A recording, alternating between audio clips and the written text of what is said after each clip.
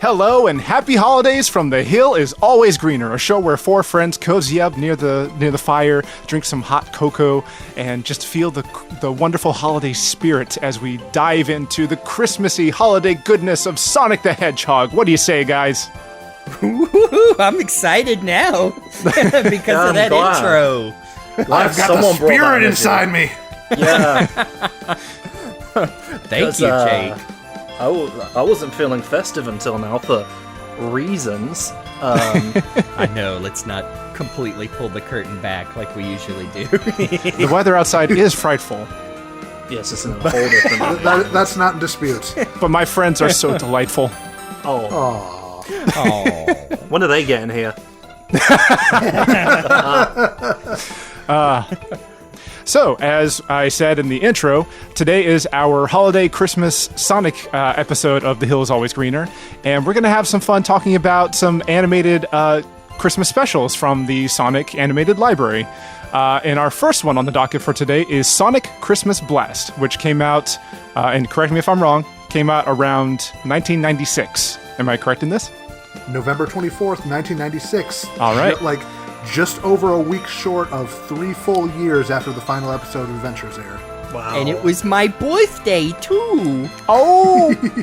But I did not know this existed back then. I mean, it was definitely, it felt like, from my understanding, it came together very, very quickly.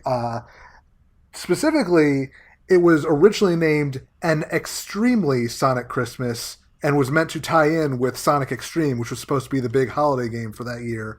But Sonic Extreme has a saga all its own, but needless to say... Might be too sad for an episode of this show. Time to cue our old friend Jonathan Frakes for this particular segment, because... It never happened. The only blue Christmas I want to have is one filled with Sonic. Yeah.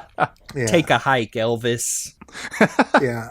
But basically, when Extreme got canceled, they switched the title to promote the Sonic 3D Blast release instead, which, I feel like even though they switched the title, there's still a lot of references to Extreme and extreme things, extreme sports and all that stuff. So it's... Yeah, I noticed, the closing bit of the episode, Sonic is racing around the Earth recovering presents, and yeah, he's snowboarding, he's BMX biking, he's doing other stuff, and it reminded me of some of the I think most of them were canceled, so it was just prototypes, but like stickers and art that were supposed to tie in with Sonic Extreme, the black backgrounds with like the neon lines, that was just Sonic doing lots of extreme sports. That's cool. And I was just thought, man, this really was supposed to tie in with Sonic Extreme. That kind of surprised me, because I thought like the only connection was the fact that he does extreme things, and that's the title of the game. Because there's very little in here that has in common with Sonic Extreme as far as I know. Not that we know a whole lot. No Tiara Bubowski in this one. Yeah, I feel like that, just all of the extreme activities or whatever, was a pretty common way of them advertising the game back when it was coming out, because they also had the Sonic Extreme book, where it's like Sonic doing extreme skateboard and snowboard tricks and everything. Yeah. I think there was even, what is it? Australia, mega fans of Sat AM and Adventures of Sonic actually got some like stickers of that art released officially, as opposed to everything that, never saw the light of day. I'm sorry, I'm just looking at you just brought up the article for the Sonic Extreme book, and the blurb here, the synopsis is, Bunny Rabbit is in danger, immediately invested. This sounds great. That's a way to get a certain subset of the Sonic fandom interested, is make it about Bunny. Well, yeah, I think this was a Michael Teitelbaum book, like the, Robotnik's Revenge, which also, retells the story of how Bunny got roboticized. And, now that I'm thinking about it, I bet Michael Teitelbaum is also a nom de plume or pseudonym, just like he and Martin Adams probably hang out a lot. Yeah. Yes, that's what I was trying to pull. Thank you. to get back to Christmas Blast, the episode was written by Reed Shelley and Bruce Shelley, who were the developers and showrunners on Adventures. And they also developed the Super Mario Brothers Super Show and the Mario 3 cartoon, and were story editors on the Cops cartoon and one season of Captain Planet. So big time Deke collaborators. Yep. Yeah, I thought I recognized their names, but yeah, it probably was the Mario connection. I do. Yeah. It is interesting. You already mentioned that this was years after the last official episode of Adventures, and this is definitely an Adventures episode because you've got John Baldry, Robotnik, Scratch and Grounder.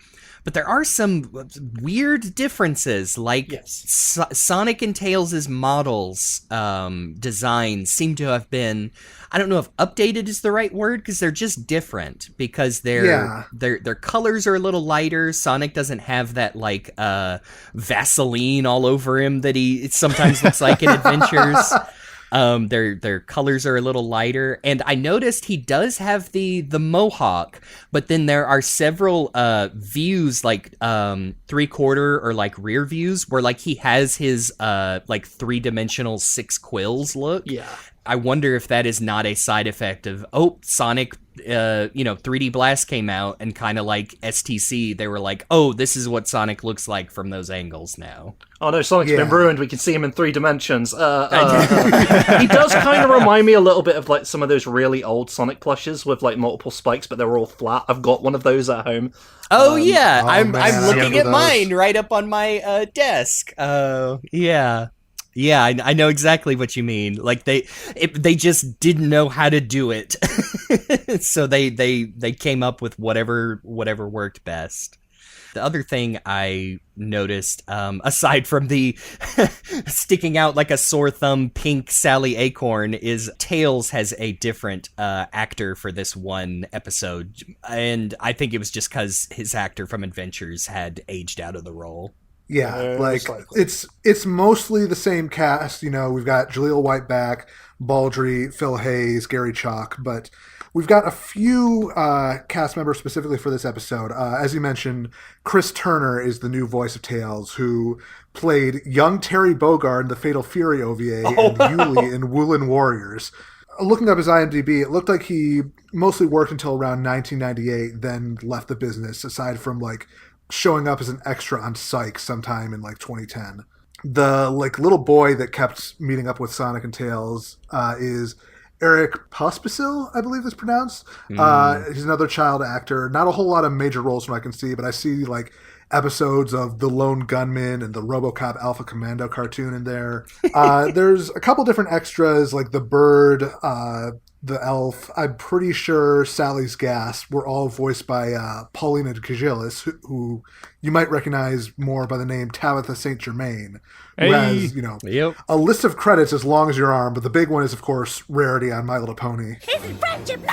And Santa is an interesting one. That's Jay Brazeau, a longtime Canadian actor, still working today. He was on a lot of stuff like Stargate SG-1, Sabrina the Animated Series, ton of other stuff. Oh, wow. He was Spelunk the Mole in the second episode of Adventures and a couple other characters. He even went on to play Santa again, a few other projects like that Noel movie that was on Disney Plus a few years ago. But what I didn't know until doing research was that he is actually an actor of monumental importance. His influence cannot be overstated. I would even go so far as to call him royalty in the business, because he was the one who uttered the 11 greatest and most culturally significant words in all of cinematic history. He's right. Ain't no rules that the dog can't play basketball. Oh my gosh. From the original Air Bud. Dude. Wow. Hot damn. Not just the original. He played like a referee in 4 Air Bud movies. Oh man. Wow. That is something else. Dude. Oh. I know you've already mentioned it, but yes, the weird thing that makes this stand out is that Sally Acorn is also in this special, except she has no dialogue, which just leads me to believe that not only did this thing used to be tied to Sonic Extreme, but there was some other, a much bigger role for Sally that they had to cut around because this special is very cute. It is so weird whenever Sally shows up because she just stands there either with her mouth agape and Sonic interrupts her, or it's very silly. Like what I would kill to know the true complete oral history of this special. You can see it cutting away, like on occasion, like just as she's about to say something. Yeah. Oh yes. I have to think that there is like 3 or 4 extra minutes of footage that is just cut because, like, looking at the YouTube time codes, you can watch this legally on YouTube, but it's only 20 minutes instead of 22. So I gotta think something got left on the cutting room floor. Yep. Plus, a lot of the transitions and shots are just framed really weirdly, like there's something missing that should be there. Oh, there's lots of really stretched and exaggerated, like, this shot just went to slow motion so the transition can spin away so we can cut out, again, probably a Sally line, but... Oh, man. Maybe the creators of Sat AM were like, you are not letting Sally say that dialogue. Oh, who knows? It is funny for me because it reminds me of that brief period of time in Dragon Ball Z Abridged when Yamcha didn't have a voice and they would cut and then someone would interrupt him every time he would just inhale to breathe until eventually some other voice came out and it was terrible. Anyway, moving on. No. I don't get it. Anyway, jumping into the special, like I did notice that they changed the melody of the opening theme. Like it was always just a slightly off version of the Sonic 1 title theme mixed with, Hall of the Mountain King, Fly the Bumblebee, but they changed it even more for the special. Like the melody is completely different, which I gotta think that even with the little subtle changes they made, it was still too close, and they're like, well, we need to adjust it even further so we don't get sued or whatever. This was 1996. The internet was getting bigger. Mr. Masato Nakamura might have heard it and given them a phone call. Oh man, royalties, we can't afford that. We're Deke. It's true. I do love it when TV shows or specials or whatever just put some sleigh bells over their standard theme because it's the holiday episode. Woo! And yeah, the intro, it's like mixed the classic Adventures intro with just footage from the special. So again, maybe like we're stretching for time here. Yeah. And it's like a really weird transition from the Sonic painted on to Sonic Christmas Blast logo. Yeah. Because you still see like the exploded innards of Scratch and Grounder and Coconuts on the board. And Sonic smears the paint over and then it just, whoa, it's a different title. In 3D. Merry Christmas, Dismemberment. Our special starts out in the city of Robotropolis or Robotropolis. Yes, Yeah. I was about to say Sonic specifically painfully pronounces it Robotropolis later on. Another one of those Sat AM elements that's like, sure, I guess. Just slammed in there for I don't know why they've decided to draw all these, like, put these things that are referencing Sat AM, but clearly don't resemble Sat AM in any recognizable way. Like, even with those little elements, this is still an Adventures episode through and through. Like, you pan into the city, and it's immediately all these adventure-style humans with weird-shaped heads and off-colored bodies. I was going to say, that's how you know it's Adventures, because the background Mobians are the ugliest sons of guns that you've ever seen. But they are gathered around like their version of the Times Square giant TV for Santa Claus's State of the Union speech. We have confirmed that there is Christmas on the planet Mobius, so there must have been some sort of Jesus Christ analog existing within this world, I guess. Yes, a Mobian Christ. What animal was he? He's probably a hedgehog, to be fair. Based on the time travel episode and the importance of Sonic's family line, Sonic was probably related to the Savior in some way or another. Sonic is the son of David. I do love when cartoons do that. I mean, it's the ultimate, not like the Flintstones Christmas, where you cannot. There is no logic. Come on. Yeah, like to its credit, the episode of the other show we're going to get to kind of casually walks around that thing. Oh, it's really funny too when you think about it. Oh, but yeah, Santa Claus pops up on the TV, although he's looking a little odd. He's a Chuck E. Cheese animatronic. Uh-huh. Immediately noticeable. But not to these people. No, it's the TV's really high up there. They can't really make out the tiny details. Yeah, the key. I mean, it was. This was prior to high definition. So Yeah, they're watching this in SD. They're watching an SD, and the monitor's keystoned in a weird way, so there's a glare on the sun, and just. Oh, but Santa announces he is retiring and leaving his entire operation to, the best possible replacement that he could think of, Robotnik Claus. I hear Scratch at one point call him Robot Nicholas, which is very clever. I like that. This was okay. Now we've already gone over this revisiting Adventures, which I remember fondly, even though it's very goofy, it's very silly.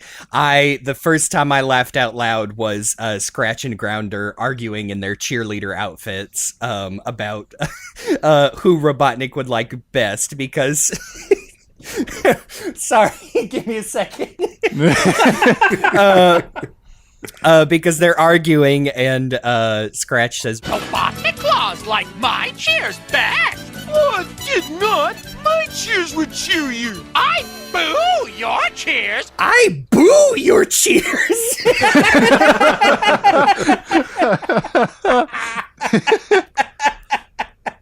Oh, it just really tickled me. Just caught me way off guard. Such good delivery from those two. Oh, in their last performance in these roles, actually. Yeah, that's true. They would never return to their... Gary Chalk would stick around in Sonic for a bit longer, unfortunately, if you consider what he ended up in. Well, no. He got to be in a scene of the 2020 movie, so... You know what? You're right. Yeah, Gary Chalk is the one through line throughout all of this extended Sonic media. Canadian actor redemption. Like there is a non-zero chance he's going to end up in Prime somewhere, so we'll see. Canadian crowd, a Canadian cast. I really hope so. Oh man. But I do like that the people are immediately not on board with this. Like, even though they totally believe that was the real Santa Claus that said Robotnik is taking over. I love that when our, the nameless little boy sits down on Robotnik's lap and Robotnik asks him what he plans to give Robotnik Claus for Christmas. And he slugs him right in the gut. He's not playing along. Like, hell yeah, kid, don't take that I was a little confused, as they're going into that scene, Scratch is like, "No mother's allowed on Santa's lap," and I'm like, I know he's very attractive, but come on. Were they lining up for it before? I mean, I could imagine it. If it's Long John Baldry Robotnik, he's the world's sexiest fat man, as we know. It's true. Amen. He's got that Christmas cookie pouch hanging out during the entire episode. It's true. But for his display of anti-authoritarianism, Robotnik condemns the little boy to be a slave in his robot factory. Just normal Santa things. Yep. And this is where we cut away to our first scene of Sonic and Sally, which, again, she looks like she's about to say something, and Sonic holds up his hand and runs away. She's about to ask him why she's pink. That's true. This is like the complete polar opposite of Sat-AM, because instead of Sally taking up most of the dialogue, Sonic does instead. Yeah. Yeah, which that is funny. I mean, when you really think about it, even though this is, post Archie Comics, this is post Sat-AM, Pink Sally does fit right in with the Adventures, funny art style, at least. Yeah. But yeah, Sonic explains to Tails that he is running off to buy Princess Sally a present, even though they just got done saying they would not exchange gifts, because I guess Sally was the jerk last year that they said no presents, and then got Sonic this weird-looking ring that he's wearing for this entire episode. That he's worn for the entire series. Trust us. You just didn't look hard enough. It was just really loose and it kept flipping under his finger. Yeah. I mean, at least the bird noticed it. Yeah, I was about to say, here's where we get this bird that, looks like a Flickie if someone just had a Flickie described to them and didn't actually look at the game. It's like, well, maybe they looked at the cover of the US version of the game, where it is like a almost photorealistic bird. Yeah, but that gives Sonic the excuse to explain, oh yeah, this was a present, and it's got a nice squiggly design on it. I wonder if that'll come back later. No, I'm sure they're not sending off Chekhov's ring. Wouldn't it be wild if they didn't? Yeah. They're going to be selling these brand new squiggly rings at your local Stacy's. Make sure to hop right in. Considering, how the episode ends, this ring is kind of unnecessary. We know Sonic is fast. The ring supposedly gives him, magical super Santa Claus delivering present speed, but, I mean, come on. When Sonic's like, super speed? I'm like, yeah, the thing you have. If we were cutting things for time, could have cut that ring, but then, yeah, we'd be left with, an 11-minute special. Yeah. Which these days would actually fly. Yeah. True.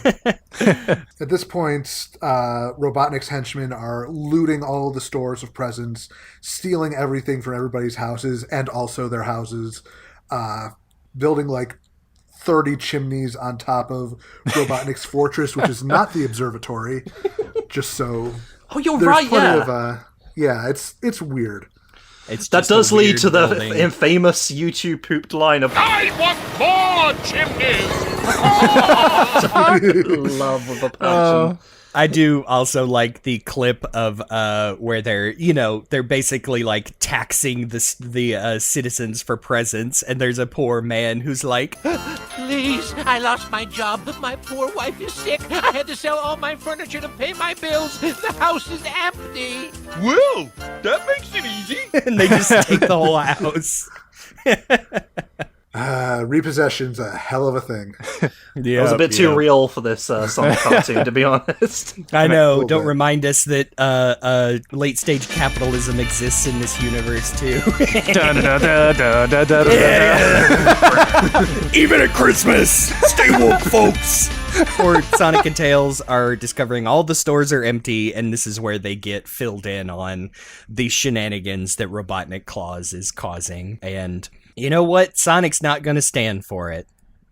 Yeah, unfortunately, Scratch and Grounder try to stop him with a big old crane, but Sonic ends up turning that around on them pretty quickly and basically Bugs Bunnying them into revealing Santa's location, which is some random cave 7 miles south of the North Pole. Sonic uses his usual thing of dressing up in a disguise to trick Scratch and Grounder, and I swear that has an 100% success rate in this show. Yeah, they are always bamboozled. Doesn't he dress up as a sanitation worker and is like, you gotta pay your fine. It's gonna be 10,000 robot dollars. Yeah. Not Mobiums. Robotnik bucks. I guess it's either the currency of Robot-tropolis, or maybe they just forgot what Mobium. No, I'm sure they know. It's the original writers. Well, this is also where they're, speeding towards the, like you said, random cave fortress that Santa Claus is being held in. And they say several times that it's being guarded by Robotnik's SWAT bots, who don't look like the SWAT bots from Sat AM, but more look like random enemies from Mean Bean Machine. Actually. Yeah, I was gonna say they look. Yeah, like a bunch of Humpties and such like. Yes. Oh goodness. Banes. Oh yeah, that was one thing I noticed, that Sonic is using sound effects for his speed from Sat AM. The jet engine sound. Yes, like the processed buzzsaw engine instead of the reverse ricochet from Adventures of Sonic, which I think I did hear it a few times as well. So, like when he runs away from Sally, I went back to listen to it, and I heard the reverse ricochet mixed with the jet engine. It's like, oh, it's a meeting of the two worlds. The crossover, finally. Yeah, they find Santa Claus, and Santa is just, like, already defeated. Sonic's like, oh, we saved you, Santa. Now you can deliver the gifts. And he's like, no, God, there's no time, Sonic. Just give up. Christmas is ruined. Santa has given into despair. It's pretty great. Yes. I mean, you have to imagine that, like, with the size of his operation, he has to, like, be planning things meticulously, like, down to the minute. And the moment something goes off schedule, the whole thing just completely falls apart. Yeah, I really don't believe in that scarcity model and, first in, last out. It's just not good at the end of it. Economics jokes. While Santa is moping, Sonic and Tails try to cheer him up, but Santa's like, no, this is actually not going to work. We don't have enough time, and kind of brings Sonic and Tails down. And hey, what do you know? The animators remembered the ring. That's a mean joke. But Yeah. but we do get a camera shot where the ring is very much in like profile view, and Santa sees it, and he's like, wait a minute! The mystical ring of super speed. That's not what it's called, but What is it actually called? Let's check. Let's consult the transcript. It certainly has a name. Whoever has that ring you're wearing can unlock the secret of ultimate velocity. Okay, so it doesn't have a name. All right, cool. It really doesn't. Just that ring. I can't believe that a Sonic team would watch this and then years later use this exact plot line to explain why Sonic is in the same jail cell as Gerald Robotnik was on Prison Island. Yeah, he just happens to be imprisoned by all of these, like, weird pictograms that he can just happen to read. And yeah, I guess Santa the Claus would have some knowledge of Santa the magical Claus. objects, being a, immortal elf man himself. So Yep. I'll cut him a little slack that As an elder being, he devises the meaning of these runes. And yeah, basically tells like, well, with that ring, Sonic, you could deliver, get the presents back and deliver them all in time, which is what he does. yes. But to do that, you must master all of the impossible challenges, which really do not seem all that impossible.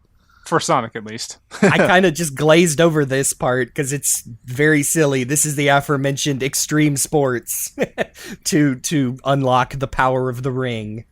So Sonic, he speeds up a mountain, he then promptly snowboards down it, and then while the snowboard's still attached to his feet, he parachutes down, and it's just so extreme, and it makes my 90s heart just flutter. And And then he, like, lands from the parachute onto a bike and starts biking through. And all the while, he's dealing with Scratch and Grounder, who apparently move fast enough that they manage to get hit once, then further down the track, get hit again.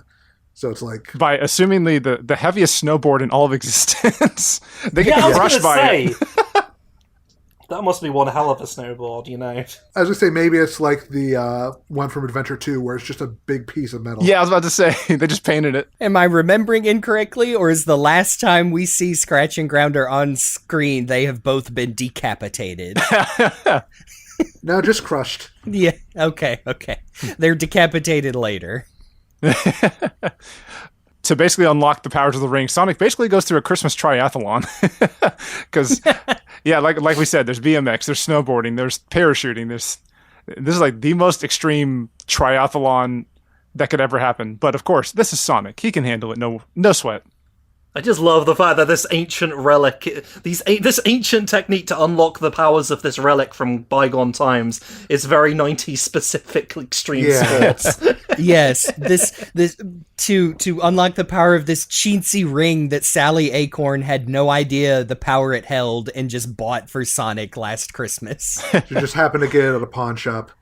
Oh, hey, speaking of royalties, Robotnik sings Merry Christmas to Me to the tune of Happy Birthday, which was definitely still copyrighted at the time this came out, so... Guess if they don't use the right same words. We can have a whole discussion about that. Yeah. I'm so mad at the fact they managed to, like, keep that going for so long despite not having the rights for it. Like they were just like, nope, no one's allowed to use it, and then they discovered actually they can. Gee, I wonder what hyper-capitalist giant corporation ruined copyright laws forever to allow people to do like that. Hot dog, I don't know. I'll see you in hell. Oh man! But hey, at least it led to the creation of "Someone's Got a Birthday, I Wonder Who" from King of the Hill. Oh, special! And I like the Futurama one as which well. they now own as well. Oh, Oh my gosh! no! So yeah, Sonic completes the trials after crashing into a polar bear at one point, but Not Bark. you've won the power of ultimate velocity, supersonicness, and extreme speed. Which, why? It's ridiculous. I don't like Sure it. was some words you said, Santa Claus. We are, unfortunately, by doing this, we are seconds away from employing the ding sound effect from CinemaSin. So I worry for a lot of this podcast is going. I'm trying not to, man. I gotta keep the holiday spirit. Excuse me while I go throw myself in front of a bus. End of podcast. But yes, after Sonic gets the power of ultimate velocity, he speeds around the world, makes Christmas right again, takes the presents away from Robotnik, and ends up his pants. and his pants, yes, and his pants, his hat, his coat, everything. Because we need to see Robotnik at least one more time in his underwear. That's the status quo. One final time. One final End of time. the road. We get one final, I hate that hedgehog. I hate that hedgehog. I hate him. That vile little creature. That prickly vermin. That Long John balls out Robotnik. Wow! Have a holly jolly hedgehog. Also, I'd like to point out that this whole episode, he's been constantly bullying this little guy that looks like Humpty from Mean Bean Machine. Kind of. He has no name. The little green robot. There's no coconuts to be seen. There's just this one guy. So I guess he almost fulfilling. No, but coconuts is cleaning the toilets. How can I get that Of course. screwed up? All that eggnog, they're backed up. No. But this is, I do appreciate and I mean, is it anything else but just a Superman the movie where Sonic's zipping around the earth, returning all the gifts? It is a cool shot. I like it a lot. The second time they've done that, because they did that repeatedly back in the last one we covered. Yeah, you're right. Where it was literally a Superman reference. Yep. Oh, goodness. But yeah, he returns all the presents. The little boy has a happy Christmas. And doesn't have to worry about being enslaved. Thank goodness. Oh, that's all you could really. That's all you could ask for. The real Christmas miracle. Yeah. And then we get one more appearance by Princess Sally where Sonic dumps a handful of gifts on top of her, burying her in them. Then he kisses her, and then just places another gift right on top of her head, and she's gone forever. Kisses her on the hair. Yeah. And then we end this wonderful Christmas special with Santa relinquishing the title of Santa Claus to Sonic, so making him Sonic Claus, which at first he's apprehensive about, but then he very much takes the role. And honestly, with everything we've talked about, to me, in my mind, and especially with how much I love Christmas, this feels like a good ending for Adventures of Sonic overall. Yeah. Sonic becomes Santa. That's dope. Yeah, he becomes immortal. That's a result. This is what he decided to do with the rest of his life. Although, considering it's Sonic, he probably just let the elves handle it, and then at the last possible second, just zipped around the earth and without a care, not worrying about the timetables like Santa was. He leaves the management to Tails. Yeah, I was about to say. Yeah. This is how he really became so intelligent, is that he had to basically force himself to learn in order to manage all of Santa's factory operations. And Sonic just comes in at 0 hour to help fix up the graphics, like in the development of Sonic 1. Yeah. Oh, goodness. I do, we've joked about this special and how it's a little a little bare bones because it obviously had to be changed probably at the last minute. Yeah, they even managed to work in an extremely Merry Christmas every year of your life. I was about to say, I appreciate how honest and sincere this line delivery is from Jaleel White. Yeah. Yeah. An extremely Merry Christmas every year of your life. It's a super cheesy line, and he manages it to come across very heartwarming. So good on them. This cute special ends on a very nice note. Yeah. Yeah. Even though they should have changed that line to have a blast of a Christmas every year of your life. Yeah, really, but Yeah. last minute stuff, I guess.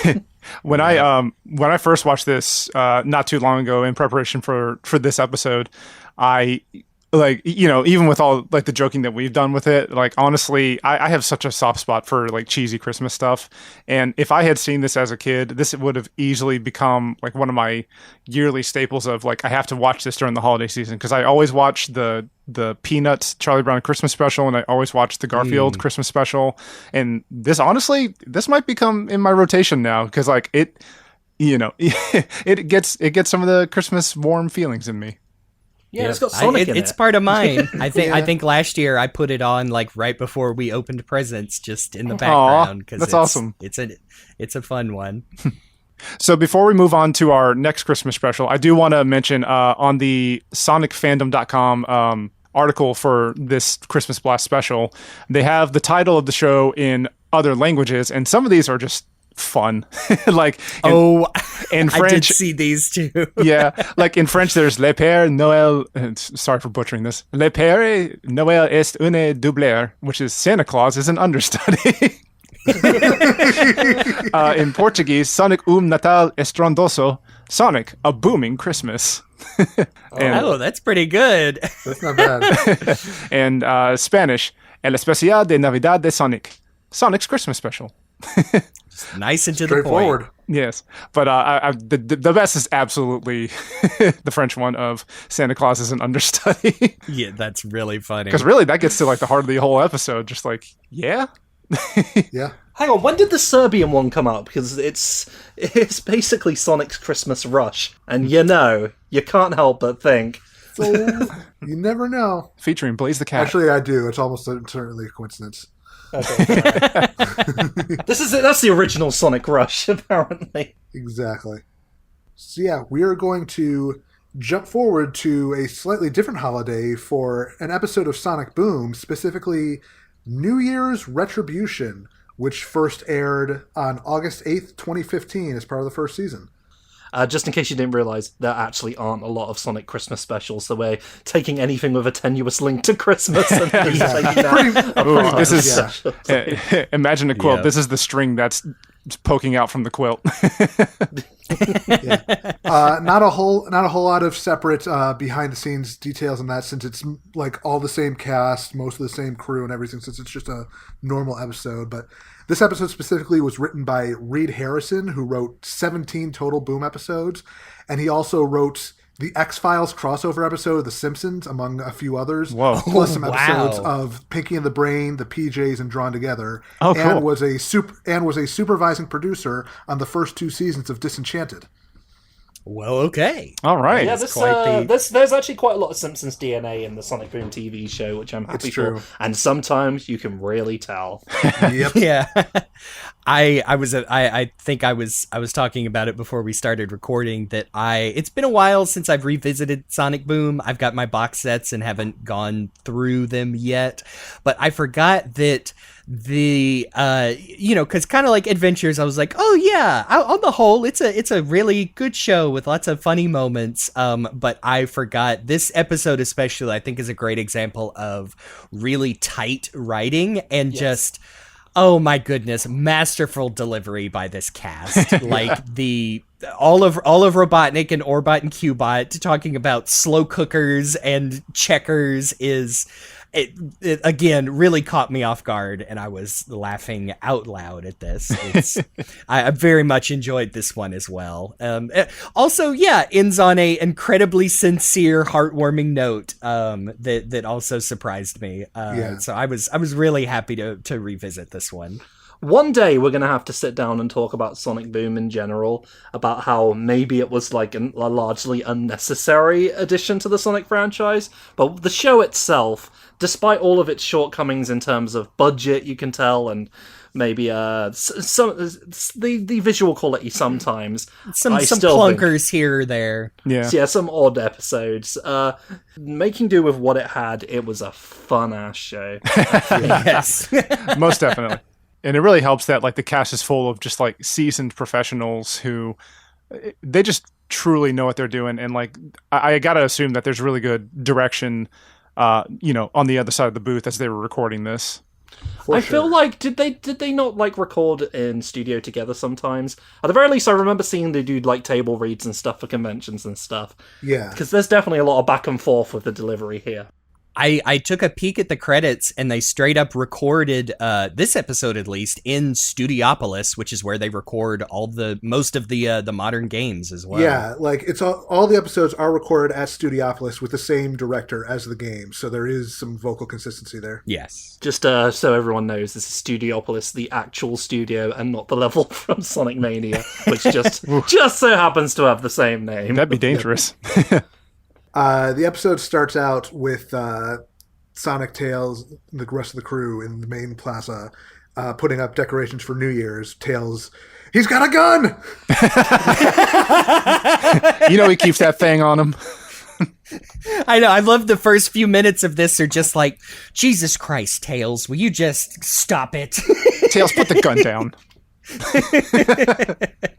Tails has a decoration gun that's supposed to fire like lights and streamers, and it does not work at all, and everyone yells at him. And then Knuckles is helping Amy lift the New Year's Eve. What is the? Is it just a New Year's Eve ball, disco ball? I realize I don't know the proper name for that decoration. Yeah, we don't have it here, so I'm not familiar with it. Okay. It's just the New Year's Eve ball. We have a f***ing moon pie in my hometown. What? Because Mardi Wait. Gras or something. Oh yeah, there's a moon pie. Some town close by has a pelican, I think, because this is the Gulf Coast of America things, people. It's weird. Yes. No, I'm just gonna say I do like moon pies. So that's pretty neat. So yeah, the New Year's Eve ball, and It breaks because Styx interrupts the process and Knuckles just lets go of the crank and it drops. oh, okay, yeah. See, this is why I like Boom Sonic, is because he is, still in the spirit of what you think Sonic is, but more depressed, where he just puts his hand on Tails' shoulder and goes, Way to ruin New Year's, dude. The whole it's good time, stuff. Knuckles is getting it confused with other holidays that nobody's ever heard of. Like, Is that the holiday where a giant rabbit breaks into your house and hides painted eggs? never heard of it. This is the first of a couple running gags in this show, and I again genuinely laughed at a lot of Knuckles' antics. You can say what you want about the boom form of Knuckles. Travis Willingham, just always hilarious in this role. Yes. Oh yes, that's another thing, is the entire principal cast also fills in for additional voices, and so you have Travis as Soar the Eagle later, Yes. who I also really like. I love his fit, his matching like pastel preppy fit, and then you've also got Mike Pollock as the Mayor mayor Fink. later, and I really like him as well. Yeah. So their preparations are interrupted by Eggman attacking with a big group of ball bots, which, convenient, let's say. It's too easy. Nope. Sphere bots. Sonic Frontiers enemies. Looking into the future. Ooh. Jackie actually pointed out to me when we were watching this that they reminded her of the egg robots from the first Sonic movie. I was like, Oh yeah. same Yeah. color scheme, basically. I wonder if they were pulling from Boom a little bit for the aesthetic. Maybe. Huh. Maybe. They have that glowing, that funny shaped like red eye in the middle that reminded me of someone. I just saw someone point out that Mecha Sonic Mark II from Sonic 3 and Knuckles has that red eye, and a lot of the bosses in Sonic 3 and Knuckles have that, and I was like, oh, I'm sure a happy coincidence, but You know, it works. It was interesting. But yeah, they quickly destroy all of the ball bots and even find, in the process, helping them decorate the square as they're destroying them. And use one as a replacement for the broken ball. Yep. I think it is kind of savage. Like, even though they beat this ball bot, Knuckles just like jams a post through it. Yeah, which, you know, this is post, there are no little animals in these, so it's okay. Yep. As far as we know. And Eggman slowly slinks back to his evil lair to lament the fact that it's New Year's Eve and he still hasn't finished his resolution from last year to beat Sonic. Yep, at least once. Just once. While meanwhile, Orbot and Cubot are kind of dunking on him a little bit. But Orbot is also trying to cheer up his spirits with saying that he has a wonderful New Year's party planned there. Let's not forget dear old Orbot's famous mouth-watering slow-cooked New Year's roast.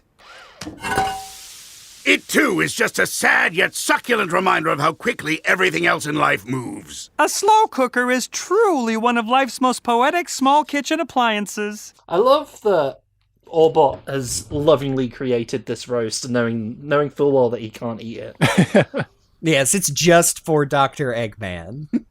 All the more heartbreaking with what happens to it. Oh, gosh, yeah. Yep. I'm sorry. Sorry. Yeah, this is where Eggman gets his big idea to create a slow motion machine by using the magical power source that is in all slow cookers. Oh yeah, didn't you know?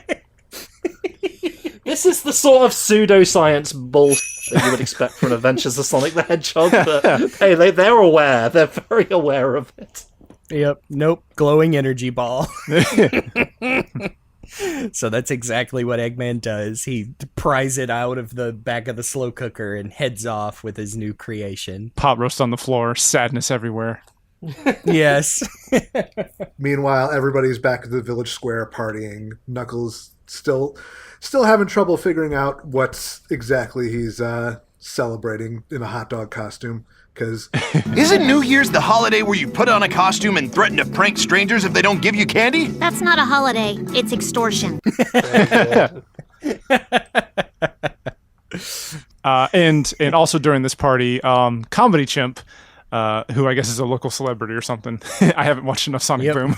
He is basically the Krusty the Clown of Sonic Boom's universe. Well, there we go. That's how he comes across. Played by series producer Bill Freiberger, I believe. Oh, Pretty nice. sure, like one of his pet characters for this. I think it's Comedy Chimp and the Lady Walrus, who is also one of my favorites, who's always, crying.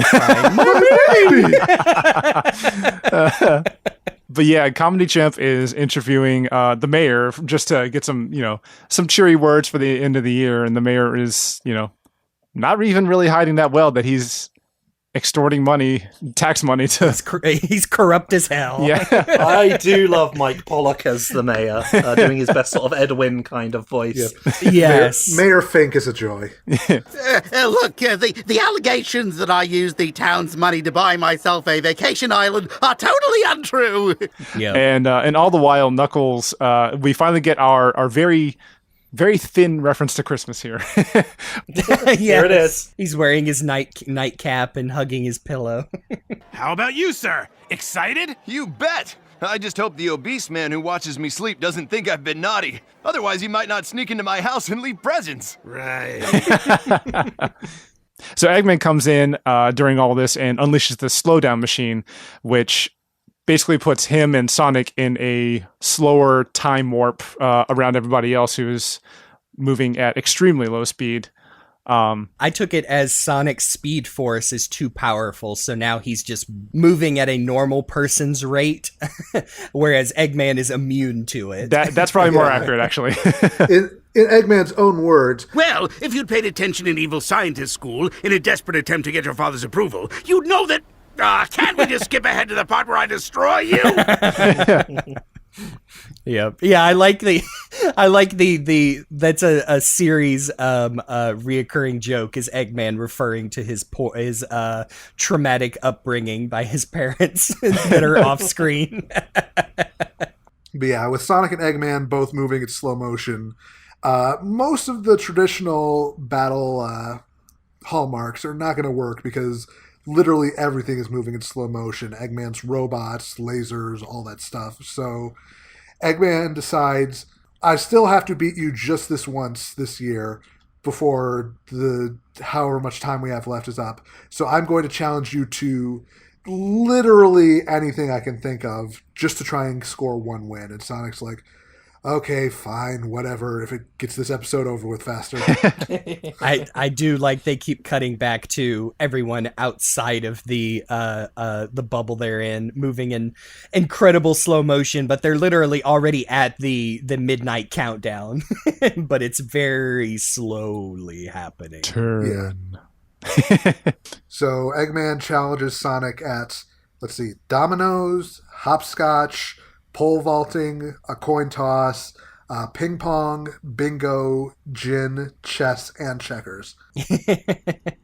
Brings it all back to checkers, Yep. which he did not want to play with Orbot and Cubot.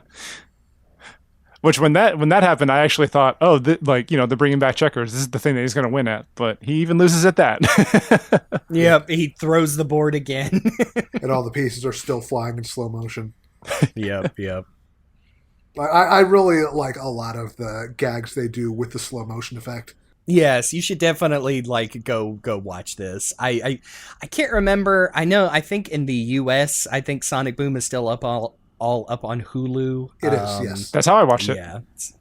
It's on Netflix in the UK. Okay, that's good. So it's available in some around. form. Failure after failure after failure.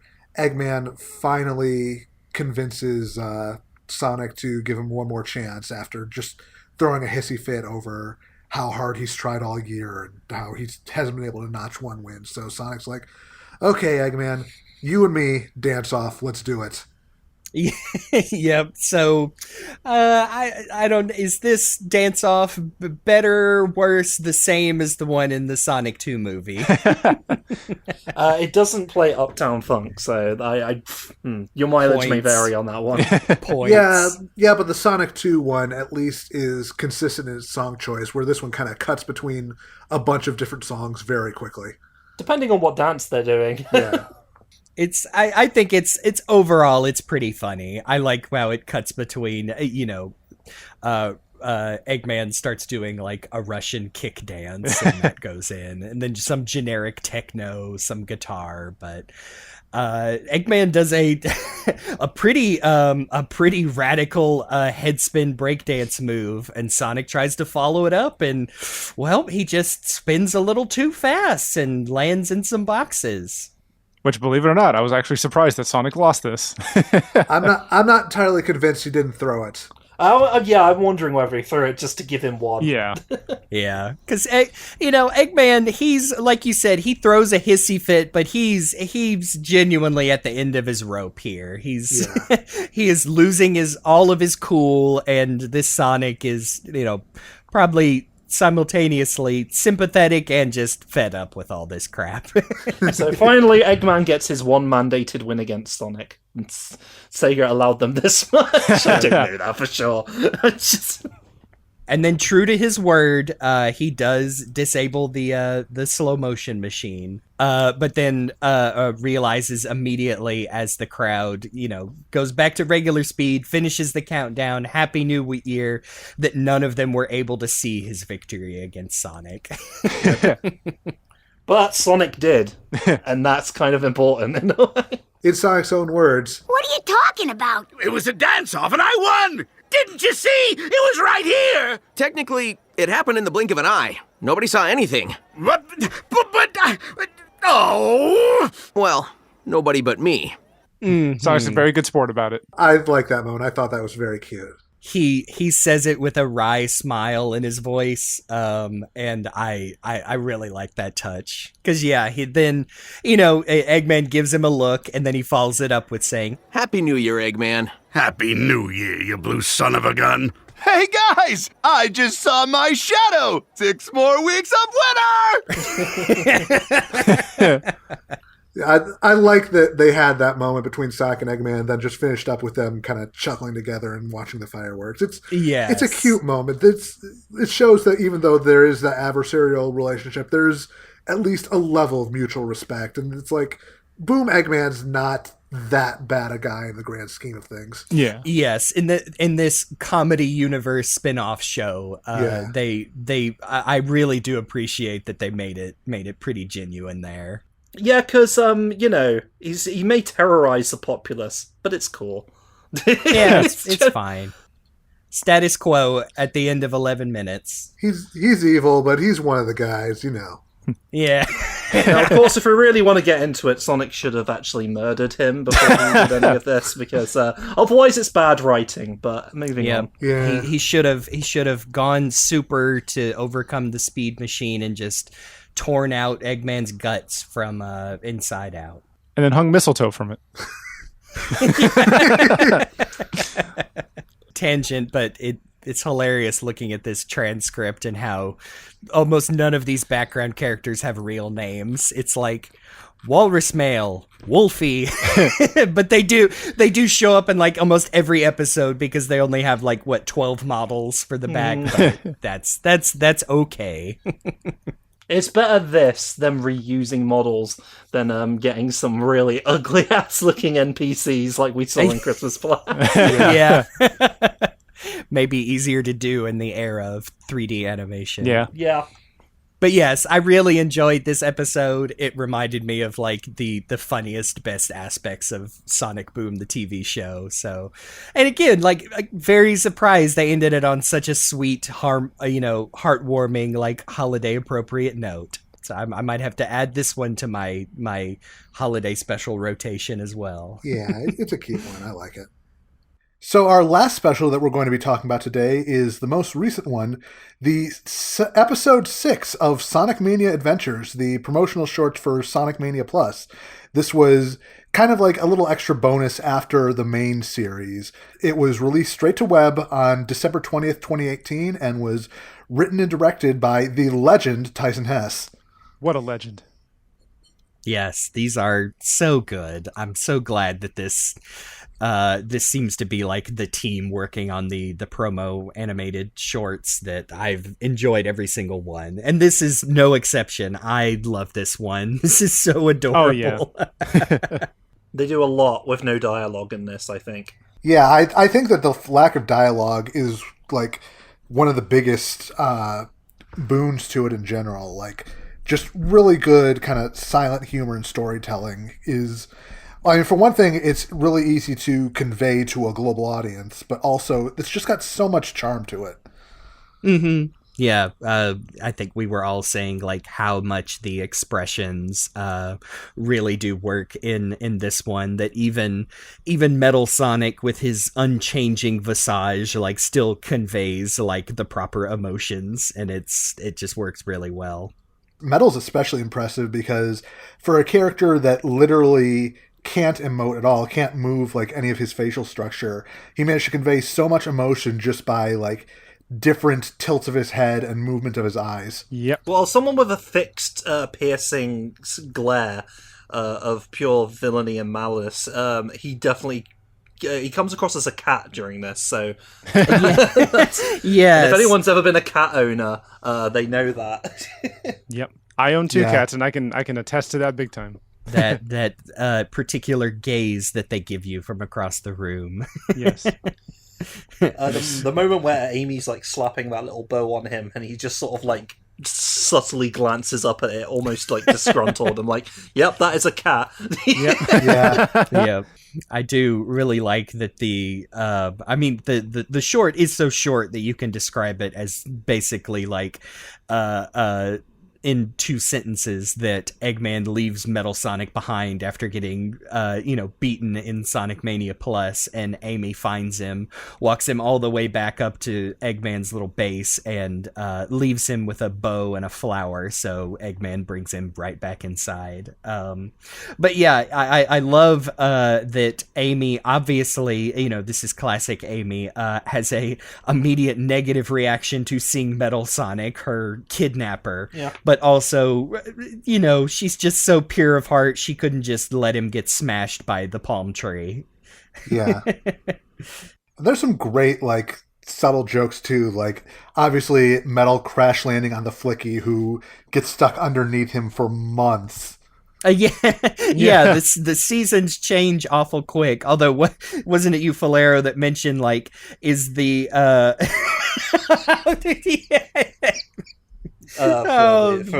Context, okay. Luke has just posted the Tyson Hess image of the sleep-deprived looking Flicky tallying off the days that pass inside Metal Sonic's cannon chest hole.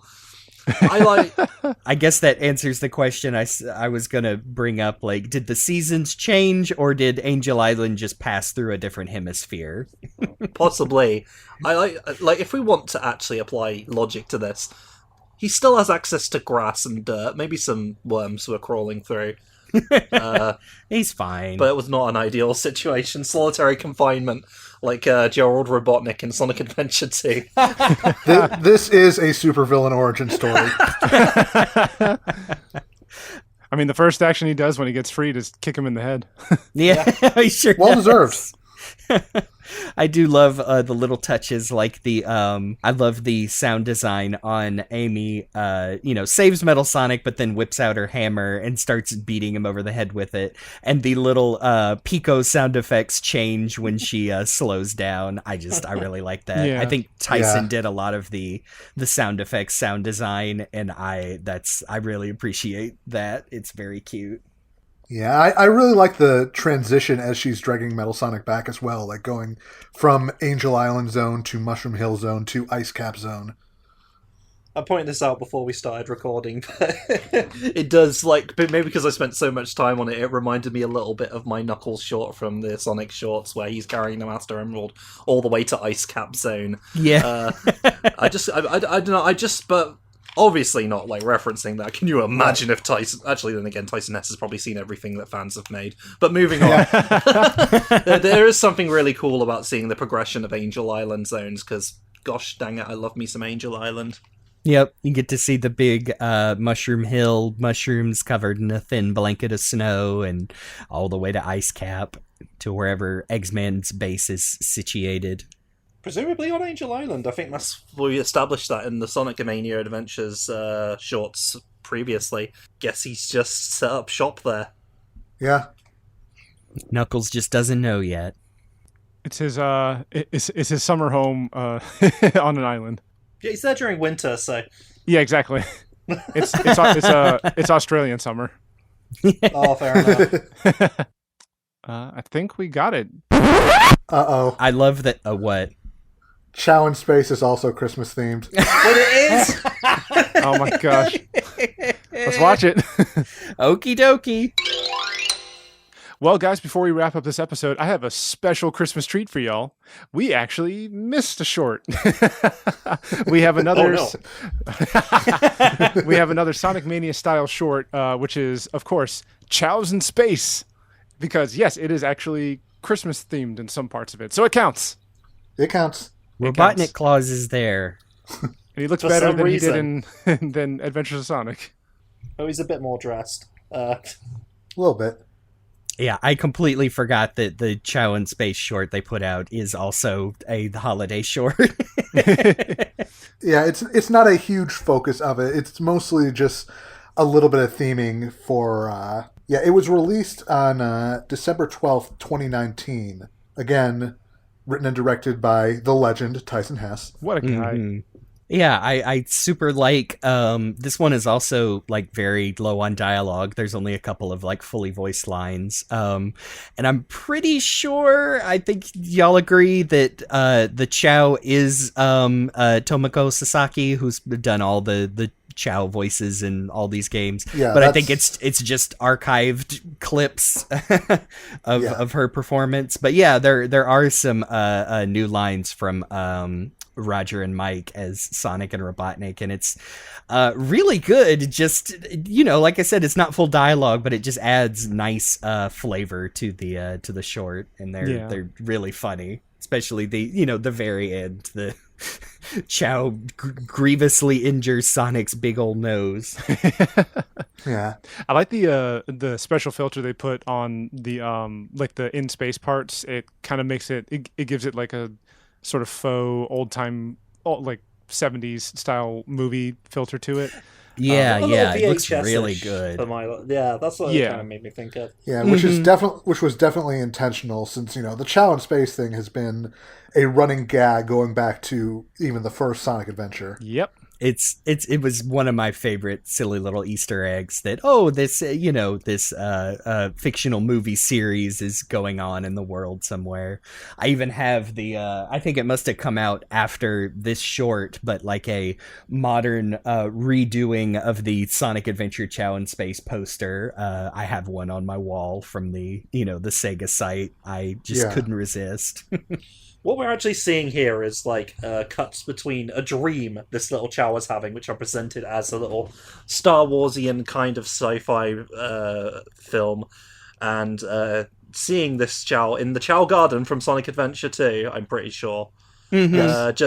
And Sonic dealing with this sleepwalking, sleep-punching Chao as he acts out his little fantasy. It's very cute.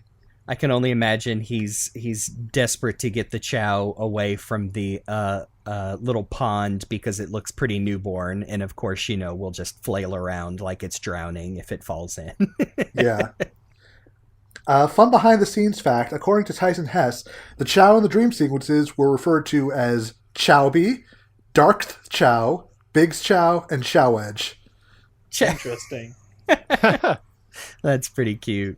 I like the I think you pointed it out, Jake, the one with the glasses and mustache kind of gives off like James McCloud vibes. Yeah. Don't ever give up, my son. Yeah.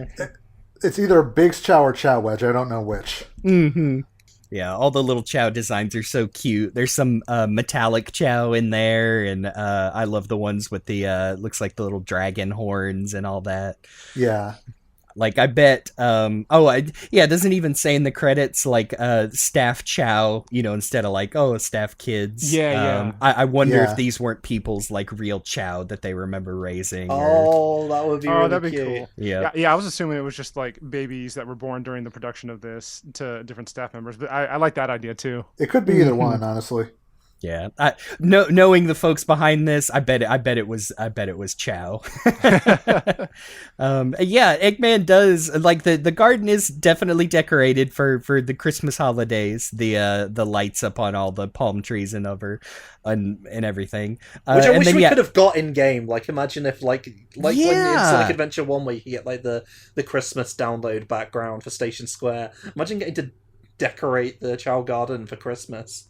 There was some Christmas costumes for Sonic Adventure 2 on the Dreamcast. They should have, now I'm bummed. What a missed opportunity. Totally should have done that. If only they knew that they would do this like so many years later. They can see 20 years into the future. I know. I wonder if someone's added that to what is it? Chao Garden Extended, the big mod for Sonic Adventure 2. Oh, maybe. I'd like to think. I know what I'm looking up right after this. They have a few years, so. But I do wonder what was Eggman's plan dressing up as Santa?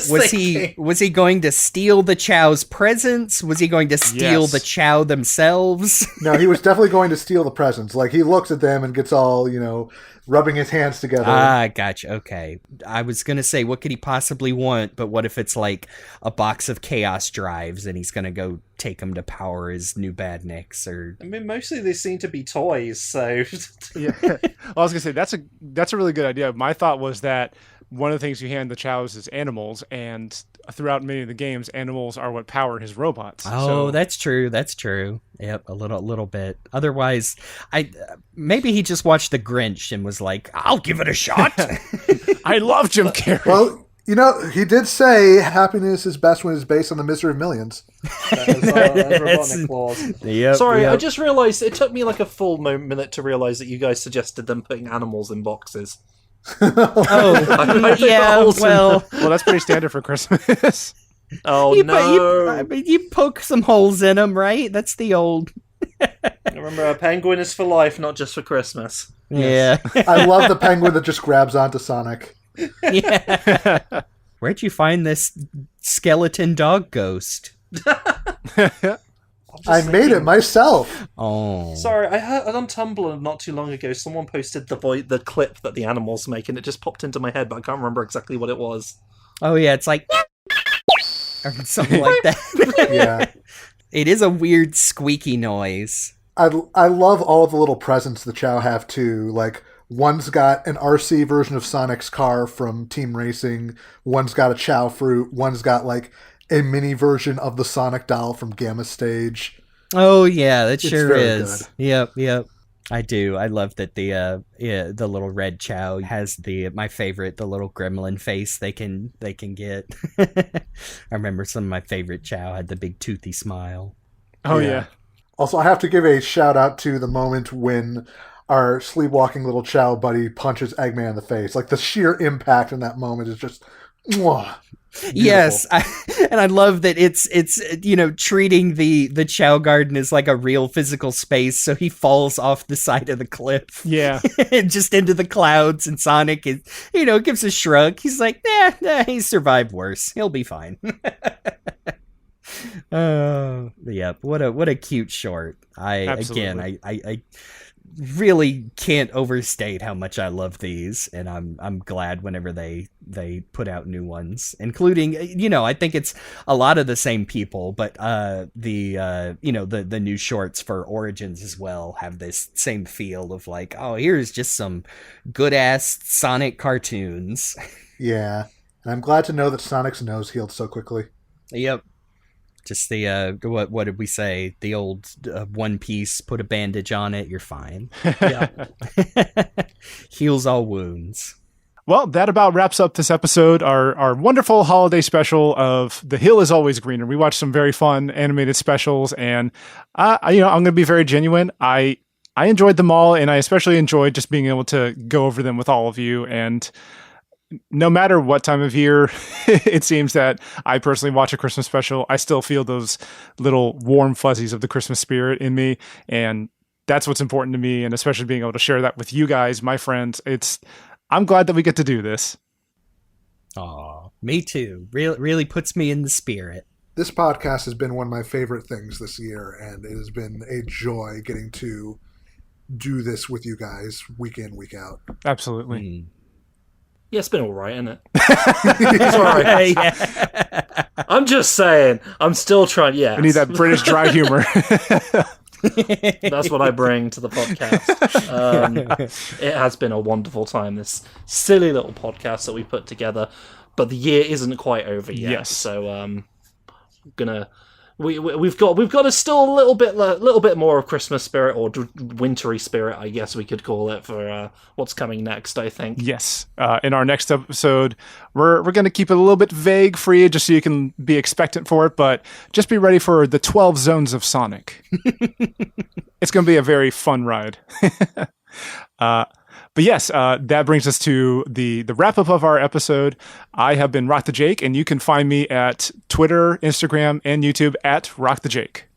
You can find me on Twitter at Cyberlink420. And you can find me at Twitter and most of the socials at Falero. That's FAULERRO. We're going to need some sleigh bells on that jingle. And I've been Jeremy, also known as Game Buddy, and you can find me on Twitter at Great Job Jeremy, and that's GR and the number 8. And as always, a very special thank you to Amy Waters for the use of our theme song from the album Gotta Go Slow. You can check out more of her work on YouTube and Bandcamp, and you can also find her on Instagram and Twitter at Amy Waters. Definitely go check out her music. It is spectacular, amazing, fantastic. Amen to that. And of course, please remember to, rate us on your podcatcher of choice, share the episode around, share the podcast, help us build our audience, because we would love to get this into more people's ears. Please, it's Christmas. Do it for us for a present. And we it's all I want this year. Please, may I have some ratings? Season of giving. Give us some ratings, please. But we with the date of this episode, we hope that you have a wonderful holiday season, whatever you celebrate, and we hope that this upcoming year treats you extremely well, because this past year, as far as our podcast goes, has been treating us very well. No, you can't say it treats them extremely well. You have to say you have a blast. Oh yes, I'm sorry. I hope you have a Christmas blast, a Hanukkah blast, a Kwanzaa blast, a Festivus blast, and any other holiday blast that you celebrate, because we respect you and we love you. Whatever your holiday of choice is, I hope you have a blast of it. Yes. Right in your face. That sounds dangerous. I am Rock the Jake. I'm Cyberlink. I'm Valero. And I'm Game Buddy. And the soup is cold and the salad is hot. How is this even possible? Happy holidays, everybody. Thank you for listening.